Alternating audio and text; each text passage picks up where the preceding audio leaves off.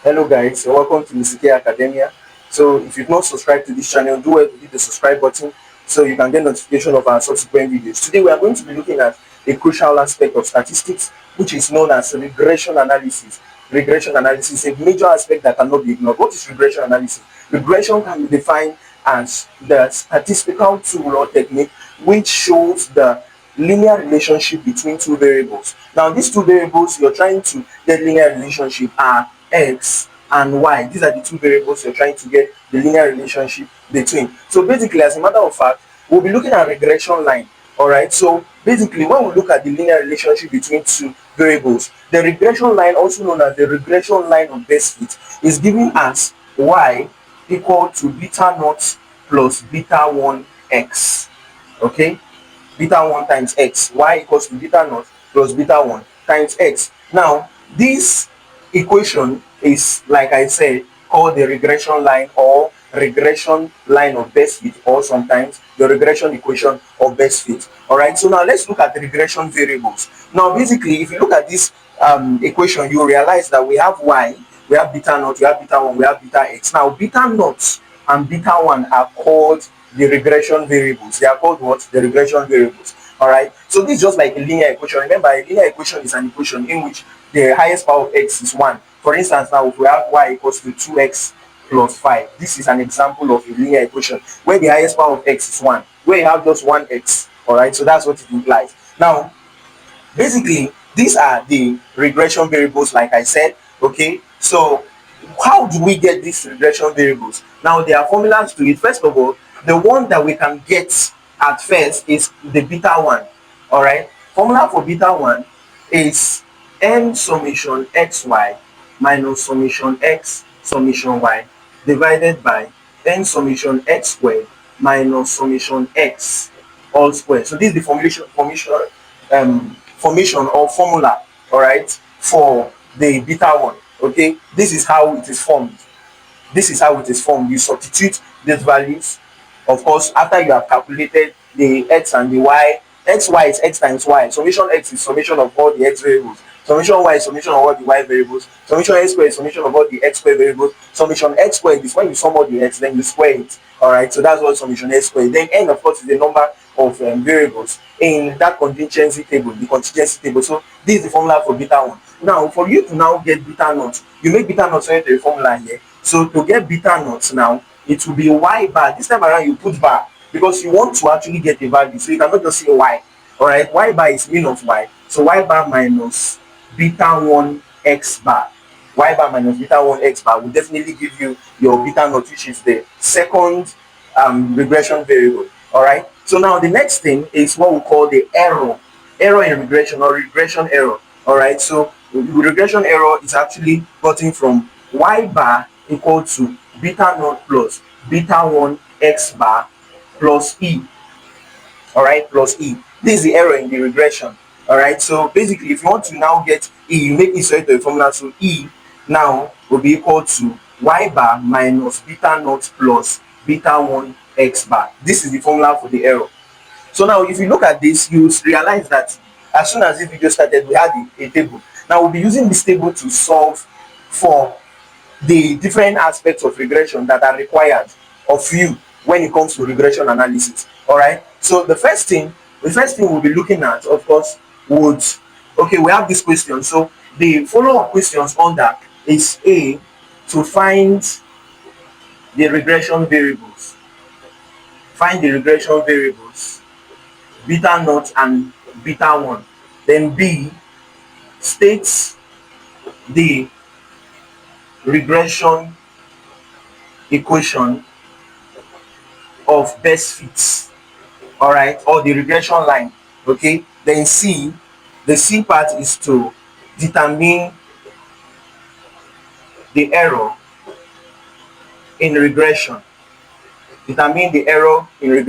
Now, so we'll be looking at these three one after the other. Okay, now let's begin with the regression variable beta naught and beta 1. Okay, let's begin with the regression variable.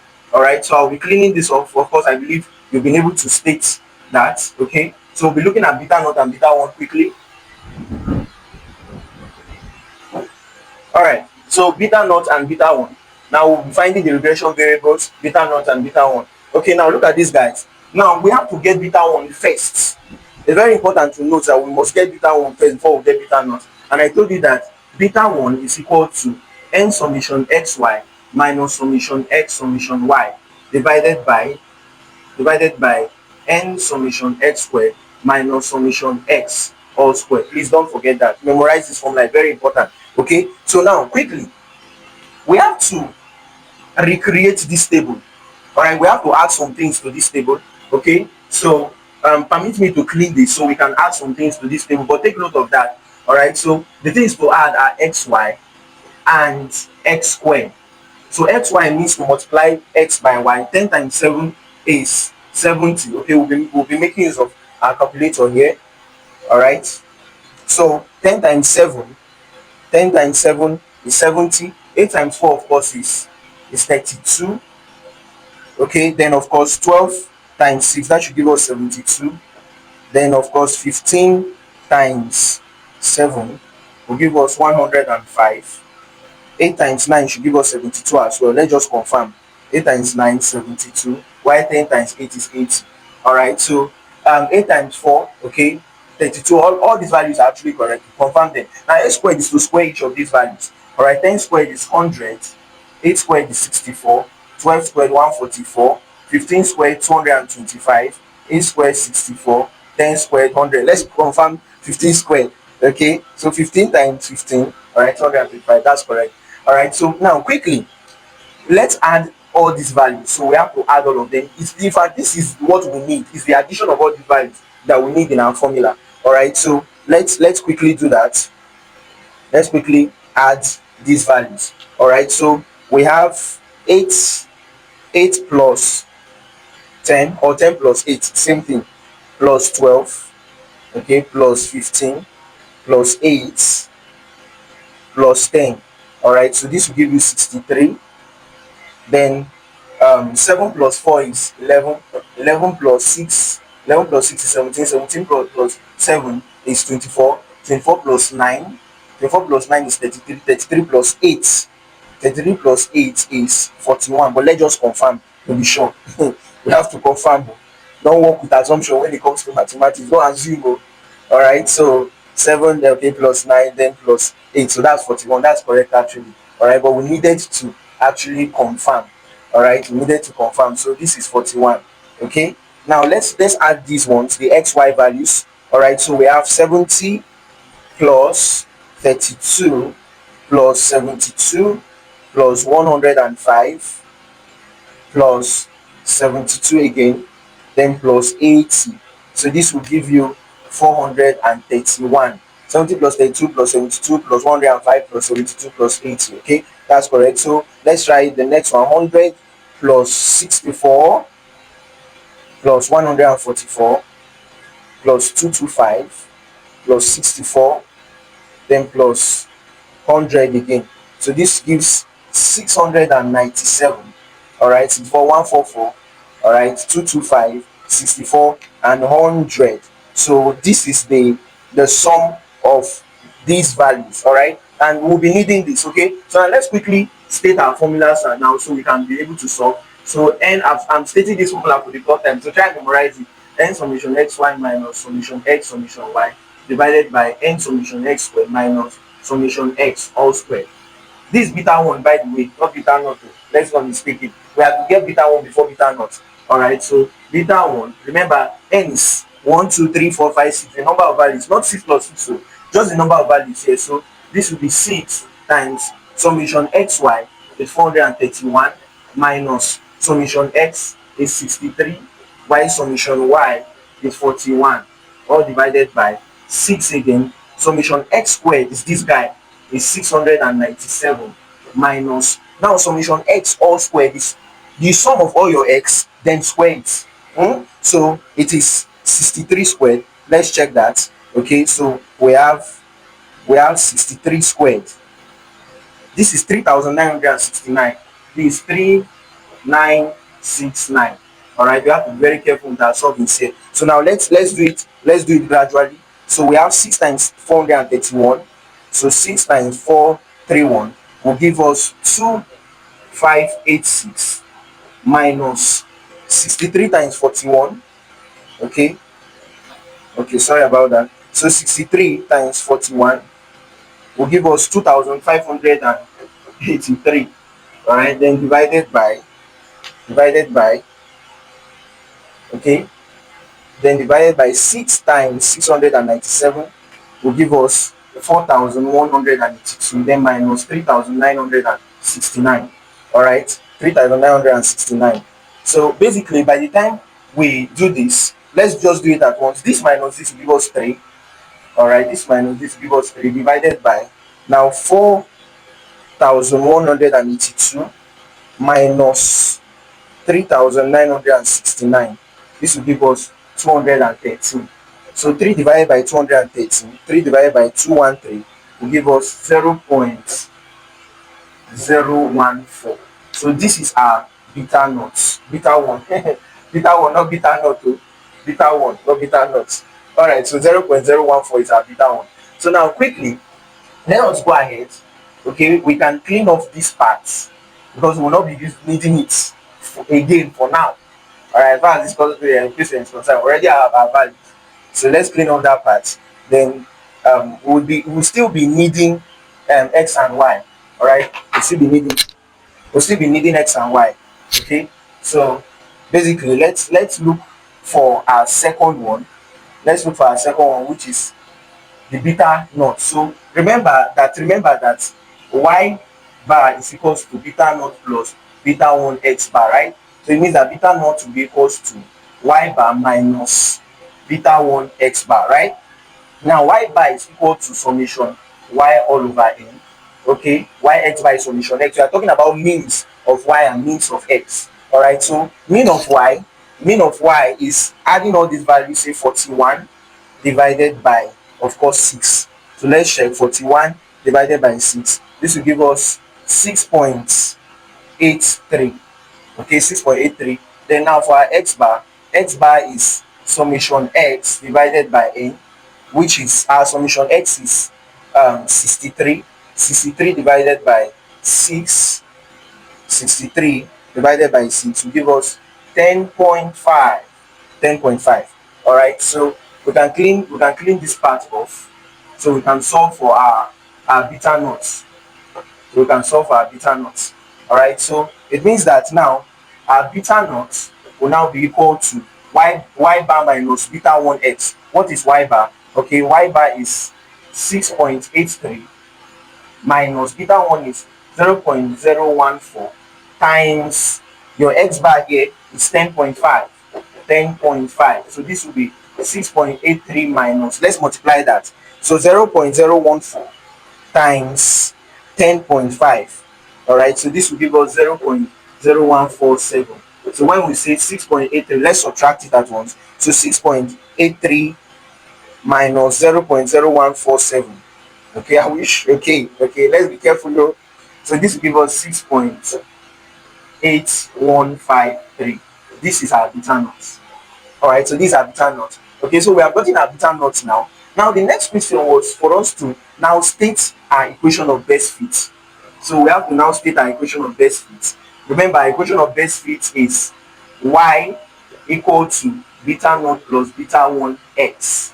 All right, so it means that y now will be equal to, what is beta naught? 6.813, sorry, 8153, or let's just say 6.82 approximately, plus beta 1 is 0.014x. This is our equation of best fit. I told you, when you want to write the regression line of best fit or equation of best fit, there's no need stating using y bar or x bar. There's no need doing that. Don't do that. All right, don't do that. Just plug in your beta naught and beta 1, then add x. Y is of course the function. Y is like f of x. From, remember calculus, y is like f of x. All right, so y is equal to 6.82. So that is the regression line of best fit. Now, the last but not the least part of this question, okay, that we'll be analyzing now is of course the error. So the error, okay, so the error is of course, okay, now error is the next thing. So I told you error, which is e, say y is equals to, y bar is equals to beta naught plus beta 1 x bar, this time around plus e. You have to state that. You have to state that. All right. So it means that to solve this now, our beta naught, our y bar, first of all, okay, we've cleaned it off. Okay, let's check it again. Oh. So y bar, remember 41 divided by 6, that was 6.83. Okay, that was that gave us 6.83. So this is 6 point, or let us make e solve a formula. All right, let's make our e solve a formula. So e now will be equals to y bar minus beta naught minus beta 1 x bar.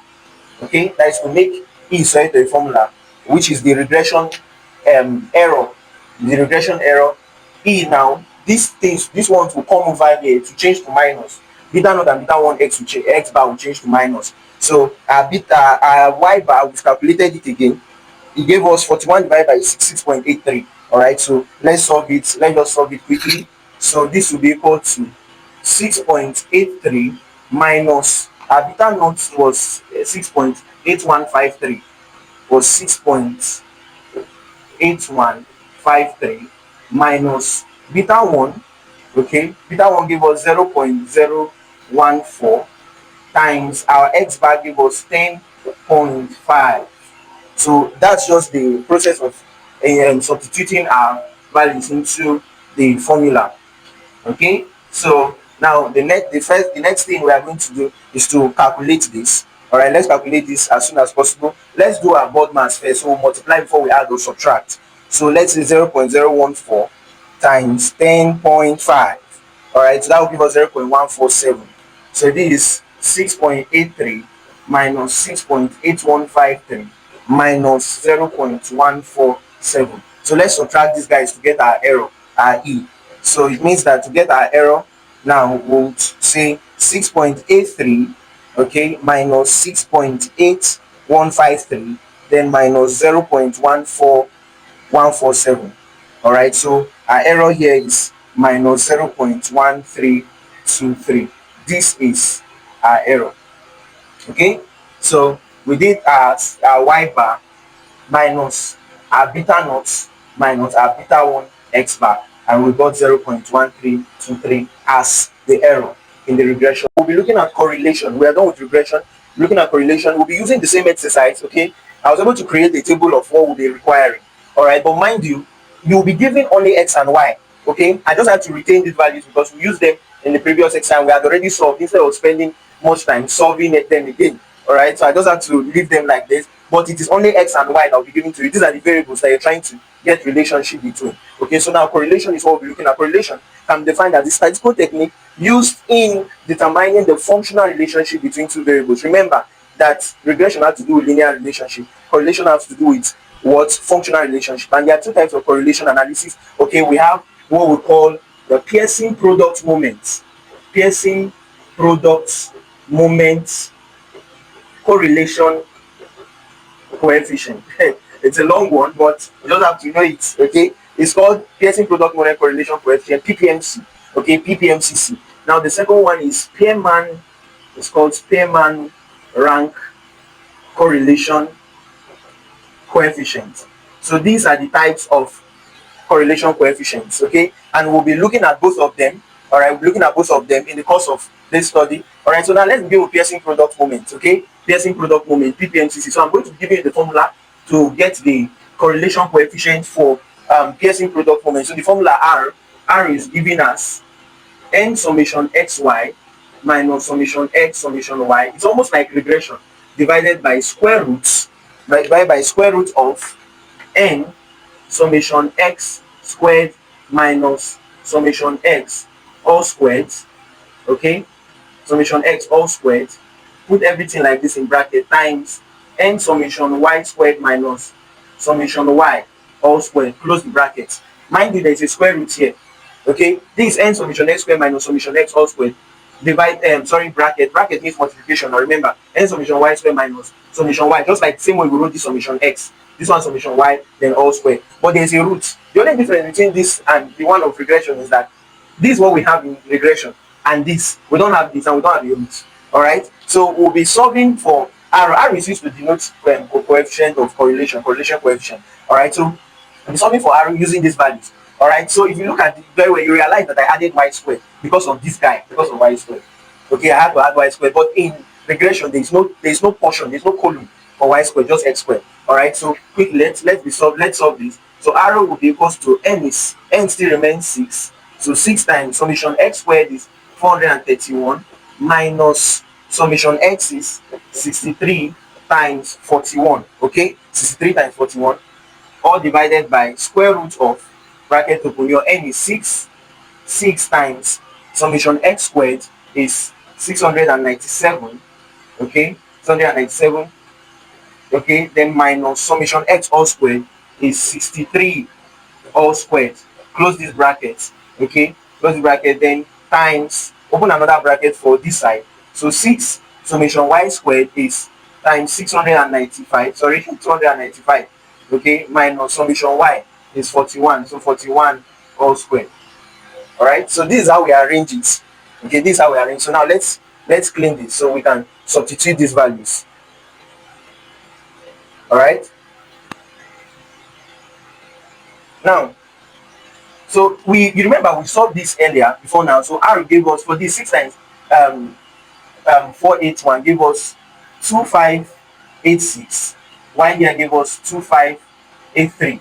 All right, divided by, now remember that this entire place here, we have to put this in root. This entire place gave us 213. All right, 213 when we solved it initially. Now if you use your calculator to solve this guy, you'll be getting 69. You're getting 69. All right, just ensure you check it, but definitely it is 69. All right, so now r will now be equal to, now at this top here, if we say 2586 times 2583, all right, so we'll be getting 3. All right, so now remember here we have to get the root of this guy, so we have to multiply this first. We have to multiply this. So 213 rather times 69 will give us 18,957. You can check it. 213 times 69 definitely give us 18,957. So it means that now we'll say 3 divided by the square root of 18,957. Okay, let's confirm this. We have to use our calculator this time. All right, so square roots. So we have square root of 18,957. So this will give us 137.684. By the time we divide 3 by this, we'll be getting 0.022. Let's check. So 3 divided by 137.684. So this will give us 0.0217, approximately 0.022. So this is our r. All right, so these are r. So now basically when we solve this, it's important for us to understand that we can also solve correlation using the second method. Mind this r. Okay, we can also solve correlation using the second method, which is called the Spearman rank. All right, the Spearman rank correlation coefficient. All right, Spearman rank correlation coefficient. So we'll still be needing our table. All right, in this Spearman rank correlation coefficient, we'll be needing our table. Now, Spearman rank correlation is of course, correlation technique that has to do with the rank of variables. Now, the formula for Spearman rank, r is equals to 1 minus 6 summation d squared divided by n bracket n squared minus 1, close the bracket. Mind you, everything here in bracket, then 1 will subtract everything in the bracket. But now, how do we go about this? This d you're seeing here is called difference in ranks. Okay, it is rx minus ry. Rx minus ry. Of course, n remains your sample size, like 6. Okay, now it's very important for you to know that just like every other table that we've been attaching columns, we also attach column here. So the columns will be attaching will be for d and for d squared. For d and for d squared. All right, what is okay? But first of all, before that, will be what we have to add our ranks. Yes, we'll add our ranks. Say rx, ry. Mind you, okay. I hope you've stated this formula so we can clean it off. Then, of course, our d, then our d squared. All right, so we'll be adding our ranks. We'll put our ranks first. Very important to don't omit that, because you cannot get d if you've not gotten your rank. So because this d now is different between your ranks. I told you rx and ry. Then d squared is the square of your d. Now let's delve into that quickly. Now, how do we go about rank? When it comes to rank, we look at ranks in ascending order, in increasing order, from the smallest to the highest. So the smallest number in that variable column, as x is here, the smallest value takes rank 1. the value that comes after it takes rank 2. Value that comes after, for instance, if 1 is the first value, to take rank 1. If 3 is the first value, to take rank 1. If after 3, the next value after 3 is 5, 5 will take rank 2. Like that, that's how ranks are. Okay? So, but now there is a little dicey opinion of this. Alright? How about when you have a particular value appearing multiple times? For instance, now, if you look at x now, you have 8 appearing twice, 10 appearing twice. Now, when you have a particular value in the column of your variable set, now it's important to give those values that appears more than once the same rank. All right. But now, when you're giving them the same rank, you have to also understand that the next value that comes after that value, all right, will not have the next number as in rank. Let me make it clear. Hold on. Come with me. For instance, the smallest value here is 8. 8 will carry rank 1, right? There's still another 8. 8 will still carry rank 1. The next value is 10. 10 is supposed to carry rank 2, right? But it will not carry rank 2. The reason why it will not carry rank 2 is because there are two values that have already taken the rank 1. And these values have taken the rank 1. In reality, the two values are rank 1 and rank 2. So, on the board and in the analysis of correlation, using Spearman ranking, the values are having the same rank. But in mathematical sense, you're counting it as 1, 2. So the next one now, instead of carrying 2, now will come the next number in mathematical reality. So it will now be 3 instead of 2. Now 10 is appearing how many times? 2 times. You will now repeat this as 3 as well. Now, instead of the next value, which is 12, to carry rank 4, okay, instead of it to carry rank 4, it will not carry rank 4. Because this 10 now has taken two values. The 10 has been that they are taking 2 values here, of course, repeated, and it has taken 2 ranks, which are the same. But in reality, this is 3, this is 4. But you not write it as 3 and 4. The 3 and 4 now in your head will be helpful for you to know the rank of the next value. So in your head, it is 3, 4. If there was another 10 here, it will be 3, 4, 5. But you will not write it as 3, 4, 5. You write it as 3, 3, 3 because it's the same value. So it has to carry the same rank. Are you getting it? So the next value now, for instance, now if there was another 10, this 12 now would have carried rank 5. No, would have carried rank 6 rather, because this will be 3, 4, 5, rank 6.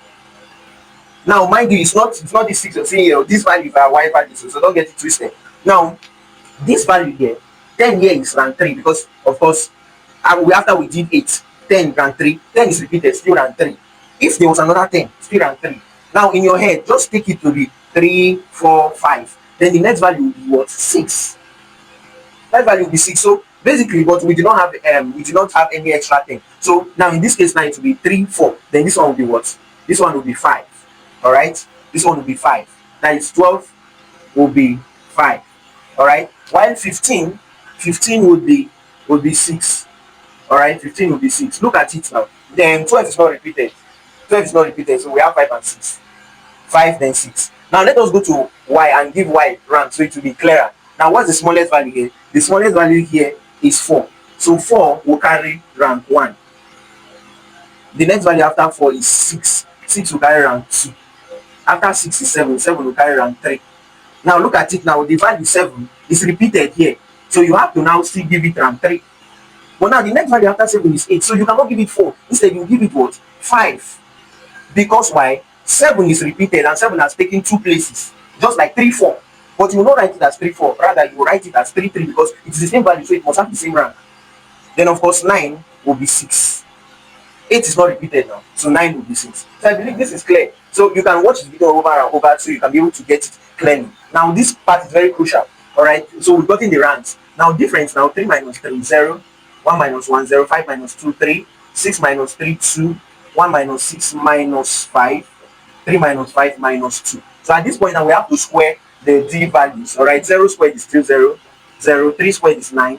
2 squared is 4. Minus 5 all squared, that is minus 5 times minus 5, give us 25. Minus 2 times minus 2 will give us 4, not minus 4. You're not even supposed to have minus in your d squared. It's supposed to be d all squared. It's supposed to be your d all squared. Not just saying minus 5 squared. Minus 5 squared is minus 25 now.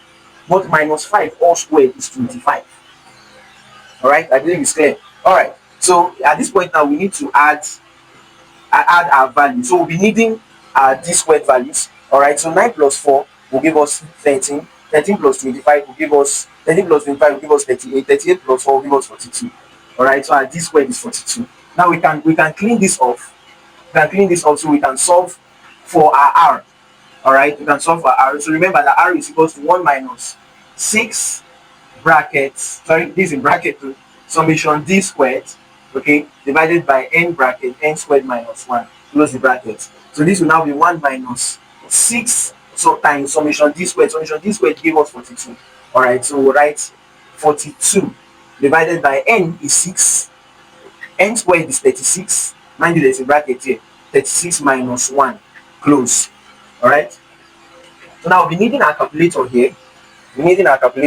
So we can solve to get it accurately. So 6 times 42 will give us, so this will now be equal to 1 minus 2 bracket will be 252 divided by 36 minus 1 is 35. So 6 times 35 will give us 210. So this is 210. So this will now be 1 minus 252 divided by 210. 252 divided by 210 will give us 1.2. So 1 minus 1.2, 1 minus 1.2 will give us, if I'm not mistaken, minus 0.8, but let's confirm. 1 minus 1.2, okay, minus 0.2 rather, minus 0.2 is of course our answer. Minus 0.2 is the answer. So it means that we have a negative correlation here. So this is a strong negative correlation. All right, a strong negative correlation, because it is a value that is less than 0.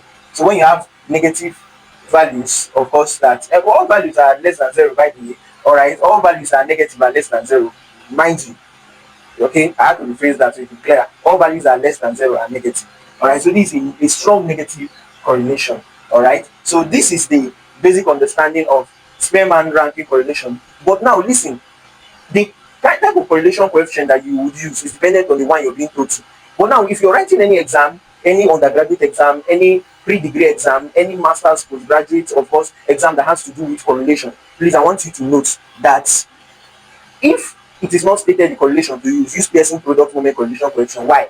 The PPMCC is the most effective and the most commonly used correlation coefficient in statistics. All right, so do well to subscribe and of course share this video.